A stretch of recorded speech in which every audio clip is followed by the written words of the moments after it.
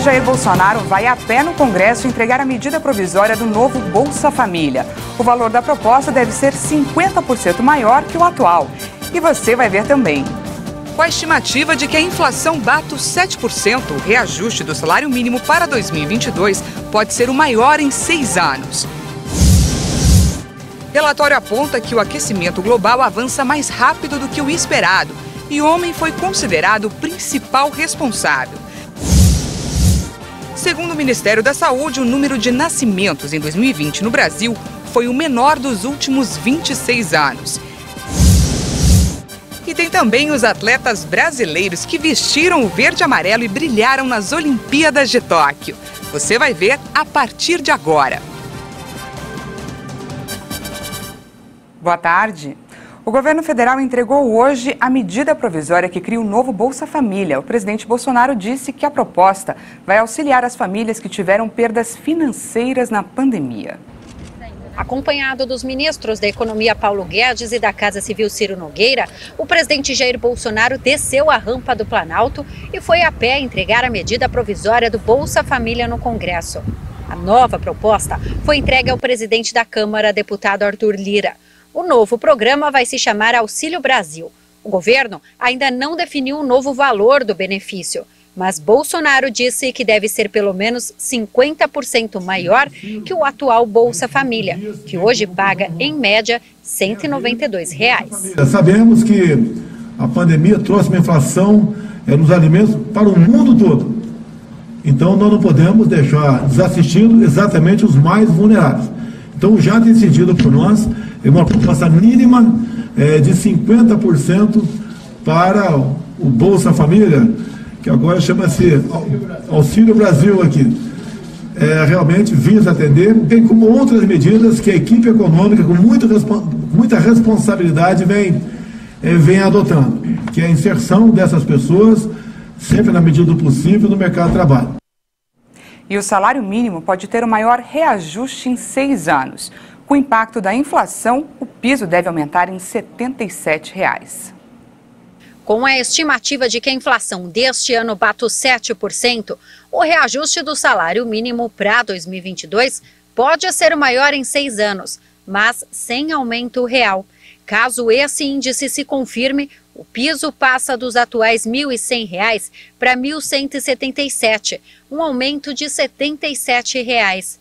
O reajuste do mínimo é realizado todos os anos com base no Índice Nacional de Preços ao Consumidor, que é o indicador da inflação das famílias com renda de até 5 salários mínimos.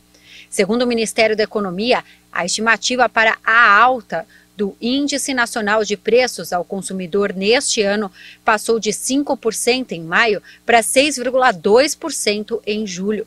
O governo federal deve encaminhar ao Congresso até o fim de agosto o projeto de lei orçamentária anual, com a atualização da previsão de inflação e do reajuste do salário mínimo.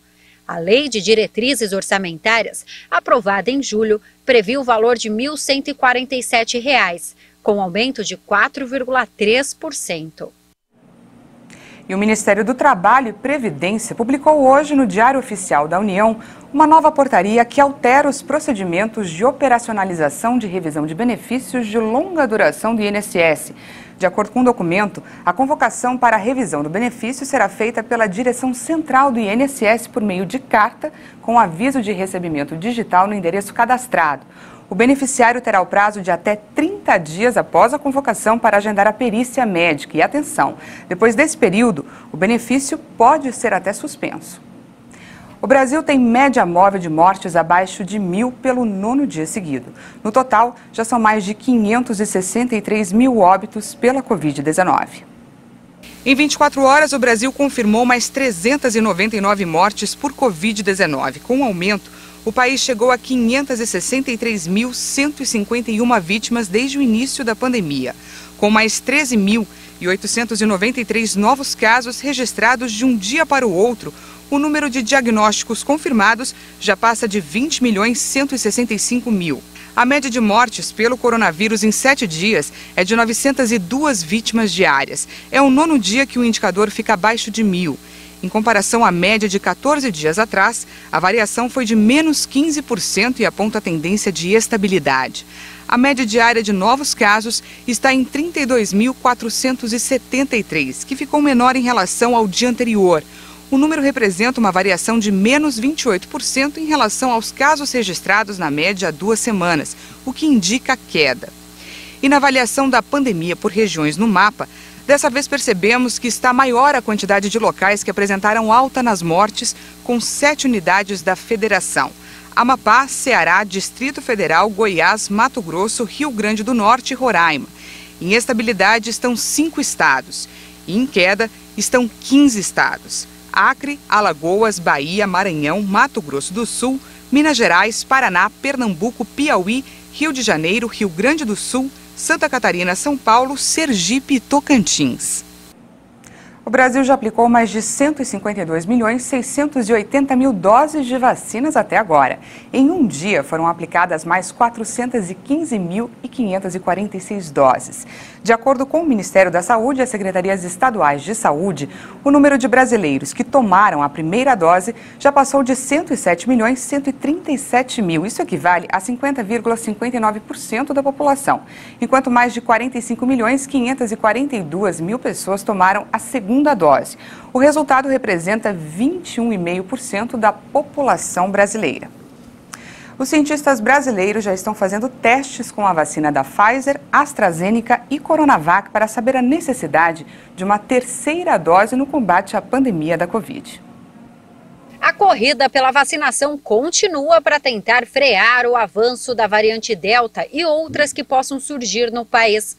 Ao mesmo tempo, os cientistas querem descobrir por quanto tempo ficaremos protegidos com a imunização completa. No Brasil, já estão sendo realizados testes com doses de reforço da Pfizer, AstraZeneca e Coronavac para garantir maior segurança contra a doença. O que a ciência sabe até agora é que alguns meses depois da segunda dose de qualquer vacina, a quantidade de anticorpos cai. Mas isso não significa que as pessoas vão ficar sem proteção. Os anticorpos fazem parte da primeira linha de defesa do organismo, mas há outros fatores que também atuam a nosso favor. E no mundo todo, as pesquisas com anticorpos também levantam o debate sobre a aplicação de doses de reforço. Israel, Alemanha, França, Chile e Uruguai, países que estão usando diferentes imunizantes, já revelaram planos para oferecer uma dose extra para grupos de risco. Uma pesquisa mostrou que o maior medo dos idosos no Brasil é não ter dinheiro para o próprio sustento e depender de terceiros para sobreviver. O público da terceira idade atribuiu a média 7 para o grau de felicidade atual. Uma pesquisa realizada pela Confederação Nacional de Dirigentes Lojistas e o Serviço de Proteção ao Crédito revelou quais são as expectativas do idoso para o futuro. O estudo apontou quais são os maiores medos nessa faixa etária. A maioria deles afirmou que não quer ficar dependente para realizar suas atividades diárias. 1/3 deles se preocupam em não ter dinheiro para o próprio sustento. 27% de não ter saúde física. 25% tem medo de perder entes queridos e 20% de não se sentir útil. O levantamento mostrou também que 33% dos idosos pretendem aproveitar a vida com familiares. 25% querem fazer um tratamento odontológico. 24% pretendem viajar pelo Brasil e 23% planejam trabalhar. Numa escala de 0 a 10, os idosos atribuíram a média 7 para o grau de felicidade atual. Entre as classes A e B, a nota média subiu para 8. O número de nascimentos de 2020 foi o menor em 26 anos no país. O impacto da pandemia foi o maior até mesmo que do surto de Zika e microcefalia que afetou o Brasil entre 2015 e 2016. Segundo o Ministério da Saúde, o número de nascimentos no país foi o menor desde 1994. Foram 2.687.000 recém-nascidos no ano passado. Já em 2019, foram 2.849.000, uma queda de 5,66%. A última vez que o Brasil registrou um número menor de nascimentos do que em 2020 foi há 26 anos, quando pouco mais de 2,5 milhões de bebês nasceram. Os nascimentos já estavam em queda ou estabilidade nos últimos anos, mas em ritmo menos acelerado. O impacto da pandemia no número de recém-nascidos foi maior até mesmo que o surto de Zika e microcefalia, que afetou o país entre 2015 e 2016. Naquele período em que muitos casais adiaram a gravidez por medo das sequelas deixadas pelo Zika, a queda de nascimentos foi de 5,3%. Apesar dessa redução na pandemia, a estimativa é de certa recuperação depois que esse período crítico terminar. A retomada dos planos para ter filhos deve depender de políticas que vão além do controle da circulação do vírus. As políticas de redução de desigualdades e que proporcionem maior estabilidade financeira às famílias podem também influenciar na decisão. Brasil tem o melhor desempenho da história nos Jogos Olímpicos e a gente traz os principais destaques da temporada. Não perca, é daqui a pouco. Desempenho do país.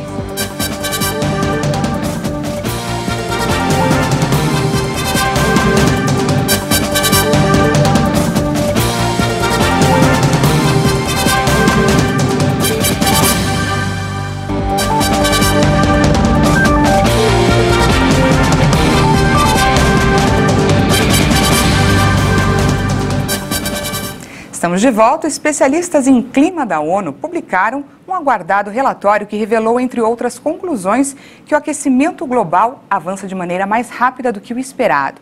A atividade humana foi considerada a pior responsável por acender um alerta vermelho sobre o futuro do planeta. O painel intergovernamental sobre mudanças climáticas é o relatório mais importante divulgado desde 2014 e concluiu que o aquecimento global avança de maneira mais rápida do que o esperado, influenciado sobretudo pela atividade humana. É indiscutível que as atividades humanas estão causando mudanças climáticas e tornando os eventos climáticos extremos mais frequentes e severos. Os cientistas também concluíram que por volta de 2030, a temperatura média do planeta deve ser até 1,6 grau mais quente que a dos níveis da era pré-industrial. Com isso, o planeta vai sofrer um aumento sem precedentes de fenômenos meteorológicos extremos. Ondas de calor, secas, chuvas intensas e inundações vão se tornar mais frequentes caso não haja uma redução imediata, forte, rápida e em grande escala nas emissões de gases de efeito estufa. O documento, visto como um verdadeiro alerta vermelho para a humanidade, também deve pôr fim às energias fósseis. Durante a entrevista coletiva anual, o presidente de Belarus, Alexander Lukashenko, negou ter envolvimento na morte do ativista Vitaly Shishov. O líder também atacou a atleta que acusou o governo do país de querer repatriá-la à força durante os Jogos de Tóquio 2020. O ativista foi encontrado enforcado na semana passada em uma área arborizada nos arredores de Kiev, a capital ucraniana. Ele não era ninguém para nós. Que idiota sairia de Belarus para enforcá-lo? A fala veio durante a coletiva de imprensa anual de Lukashenko. A polícia disse que estuda duas hipóteses para a morte de Tichov: um suicídio e assassinato disfarçado de suicídio. O círculo próximo do ativista, que dirigia uma organização de ajuda a exilados bielorrussos, acusa os serviços especiais do governo de Lukashenko pela morte do dissidente. Lukashenko também atacou a velocista olímpica Kristina Tsimanouskaya, que acusou o governo de querer repatriá-la à força de Tóquio após suas críticas às autoridades esportivas durante as Olimpíadas do Japão. O líder disse que a esportista foi orientada por amigos poloneses. A Polônia concedeu um visto humanitário à jovem atleta, que disse ter medo de ser presa caso voltasse para Belarus. O gabinete do governador do estado nigeriano de Borno anunciou a libertação de uma jovem capturada há 7 anos por militantes do grupo jihadista Boko Haram. Uma das meninas nigerianas sequestradas por militantes do grupo jihadista Boko Haram há mais de 7 anos finalmente voltou para casa. A jovem se entregou aos militares no mês passado, mas a notícia não tinha sido divulgada até agora para que ela pudesse contatar os pais e outras famílias da cidade de Chibok. Agradeço a Deus por poder ver minha filha viva 7 anos depois que ela foi sequestrada na escola. Cerca de 300 estudantes, a maioria entre 12 e 17 anos, foram sequestradas pelo Boko Haram em abril de 2014 em Chibok, no nordeste da Nigéria. O caso gerou indignação internacional e deu origem à campanha que no português foi batizada Devolvam Nossas Meninas. Os sequestros em massa na Nigéria voltaram a ser notícia este ano, com novas ações de grupos criminosos armados em colégios e internatos. Cerca de 1.000 alunos foram sequestrados desde dezembro de 2020, mas a maioria foi libertada. De acordo com a Anistia Internacional, mais de 100 meninas seguem desaparecidas.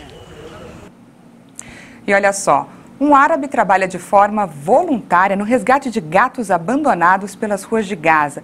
Mesmo diante das dificuldades financeiras, sua paixão pelos felinos é um exemplo.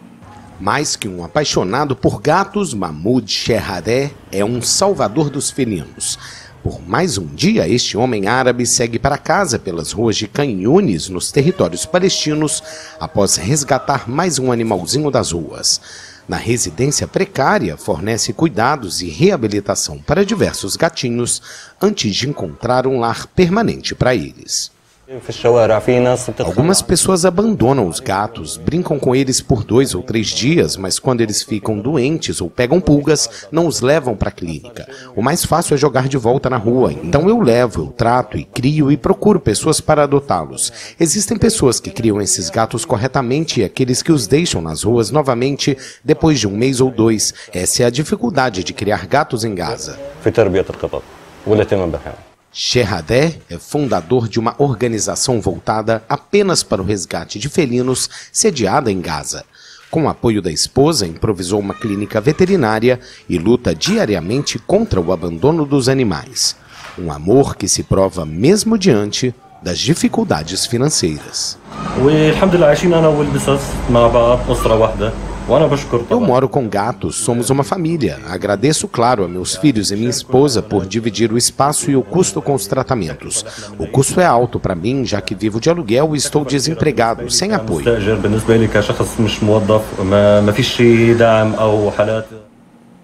O ex-presidente da FIFA, Joseph Blatter, compareceu a uma audiência relacionada à investigação de fraude envolvendo um pagamento da federação ao ex-presidente da UEFA.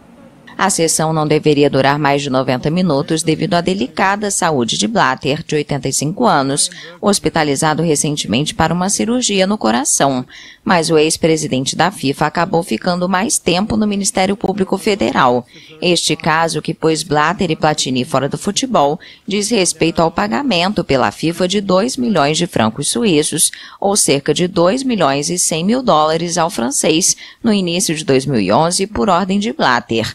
Esta é a última etapa antes do encerramento desta investigação, aberta em 2015 contra os 2 dirigentes, investigados por gestão desleal, quebra de confiança, fraude e títulos falsos. Blatter e Platini insistem que se trata de um valor que faltava pagar por um trabalho de consultoria realizado pelo francês entre 1999 e 2002. E agora vamos falar sobre o Campeonato Brasileiro, que tem novo líder. Jogando em Caxias do Sul, o Atlético Mineiro venceu o Juventude por 2-1 e assumiu a primeira colocação do torneio com 34 pontos, 2 pontos a mais que o Palmeiras. No Rio de Janeiro, o Internacional goleou o Flamengo por 4-0 e colocou o fim a uma série de vitórias do rival que já duravam 7 jogos. Com o resultado, o Colorado chegou aos 18 pontos e à 11ª colocação. Já o Flamengo é o 5º, com 24 pontos. Na Vila Belmiro, Santos e Corinthians empataram em 0-0. É isso aí, essa edição fica por aqui, mas no YouTube você pode rever as nossas reportagens. Já já tem outras informações com a Juliana Dariva. Uma boa tarde para você e até amanhã.